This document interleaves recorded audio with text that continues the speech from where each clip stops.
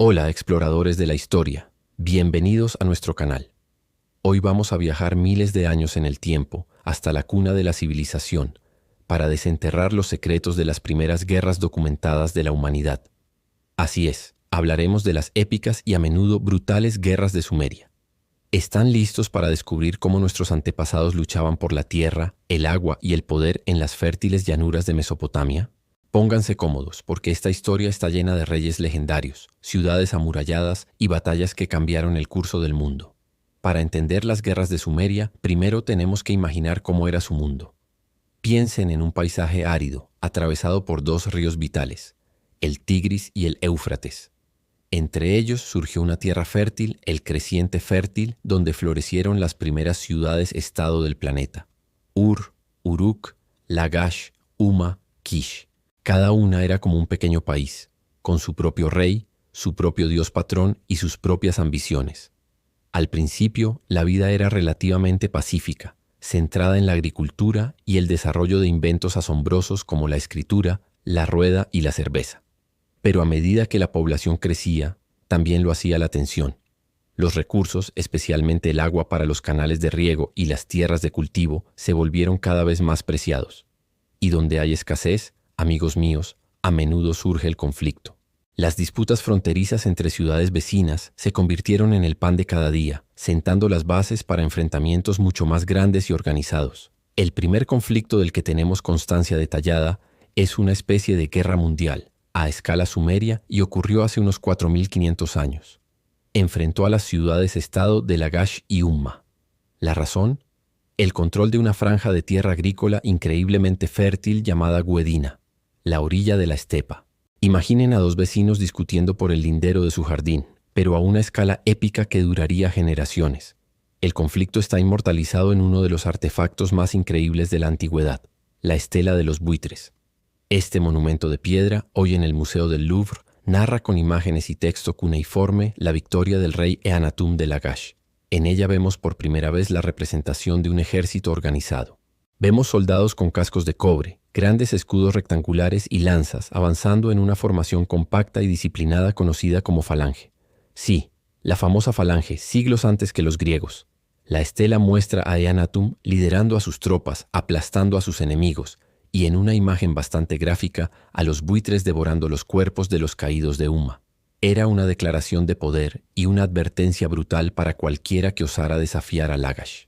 Este monumento no solo cuenta una historia de guerra, sino que nos muestra el nacimiento de la propaganda bélica. Pero, ¿cómo era realmente un ejército sumerio? Olvídense de las legiones romanas perfectamente uniformadas. Al principio, los ejércitos eran más bien milicias ciudadanas. Cuando el rey llamaba a la guerra, los granjeros y artesanos dejaban sus herramientas, tomaban sus armas y se unían a la lucha. Sin embargo, con el tiempo, la guerra se profesionalizó. Surgieron los soldados de élite, la guardia personal del rey. El equipamiento era revolucionario para la época. Los cascos de cobre y las capas de cuero endurecido ofrecían una protección decente. Las armas principales eran lanzas largas, hachas de bronce y espadas cortas con forma de hoz, llamadas kopesh. Pero la verdadera joya de la corona del ejército sumerio, su tanque de la edad del bronce, era el carro de guerra. No eran los carros ligeros y rápidos que conocemos de Egipto. Los carros sumerios eran pesados, de 4 ruedas macizas, tirados por onagros, unos asnos salvajes difíciles de domesticar. Eran más una plataforma de batalla móvil que un vehículo de choque. Sobre ellos iban una auriga y un guerrero armado con jabalinas o un arco. Su impacto en el campo de batalla debió ser aterrador. Una plataforma ruidosa y elevada que sembraba el pánico entre la infantería enemiga. Las ciudades sumerias no estaban indefensas.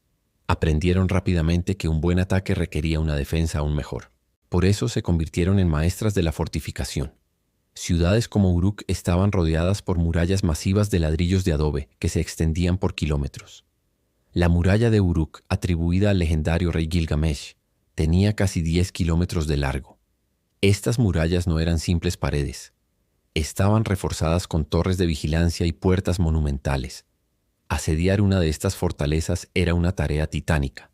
Los atacantes utilizaban tácticas como la construcción de rampas de tierra para alcanzar la cima de los muros, el uso de arietes primitivos para derribar las puertas o la más común y desesperada, rodear la ciudad y esperar a que el hambre y la sed hicieran el trabajo por ellos.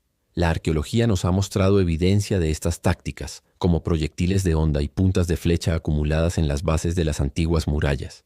Cada asedio era una carrera contra el tiempo y los recursos.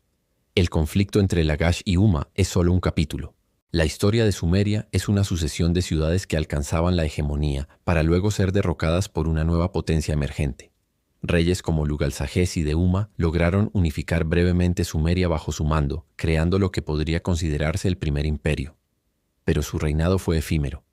Desde el norte apareció una nueva fuerza que cambiaría las reglas del juego para siempre: los acadios. Su líder, Sargón de Akkad, no era sumerio. Era un hombre de origen humilde que, según la leyenda, fue abandonado en un cesto en el río, como Moisés. Pero Sargón era un genio militar y un estratega brillante. Conquistó todas las ciudades-estado sumerias, una por una, y forjó el primer gran imperio multiétnico de la historia, el Imperio Acadio. Su éxito no se basó solo en la fuerza bruta. Sargón fue inteligente, mantuvo las estructuras locales, pero colocó a gobernadores acadios leales para asegurar el control. Creó un ejército permanente y profesional, el primero del mundo, que le permitía responder rápidamente a cualquier revuelta. Con Sargón, la era de las ciudades-estado independientes de Sumeria llegó a su fin. La guerra ya no era por un campo o un canal, sino por el control de todo el mundo conocido. A pesar de su caída, el legado militar de los sumerios es inmenso. Fueron pioneros en casi todos los aspectos de la guerra organizada. Crearon los primeros ejércitos profesionales, las primeras formaciones tácticas como la falange y las primeras armas de metal a gran escala. Inventaron la propaganda de guerra, grabando sus victorias en piedra para la posteridad. Desarrollaron la ingeniería de asedio y las técnicas de fortificación que se usarían durante milenios. Incluso nos dieron las primeras historias épicas sobre héroes y guerras, como la epopeya de Gilgamesh, que aunque es un relato mítico, refleja la mentalidad y los valores de una sociedad moldeada por el conflicto. Cada vez que vemos un soldado en formación, un muro defensivo o un monumento a una victoria, estamos viendo la lejana sombra de los sumerios. Ellos escribieron el primer capítulo en el largo y sangriento libro de la historia militar de la humanidad. Su mundo desapareció bajo las arenas de Irak, pero sus innovaciones en el arte de la guerra siguen resonando hasta nuestros días. Y así concluimos nuestro viaje a las primeras guerras de la historia. Es fascinante y a la vez aleccionador ver cómo, desde los albores de la civilización, la guerra ha sido una fuerza tan poderosa y transformadora. Los sumerios no solo nos dieron la escritura y las ciudades, sino también el ejército organizado y la estrategia militar. Espero que hayan disfrutado de esta inmersión en el pasado tanto como yo. Si les ha gustado el vídeo y quieren seguir explorando los rincones más interesantes de la historia, no olviden darle a me gusta, dejar un comentario con sus impresiones y, lo más importante, suscribirse al canal y activar la campanita para no perderse ninguna de nuestras futuras aventuras. Muchas gracias por acompañarnos y hasta la próxima, exploradores.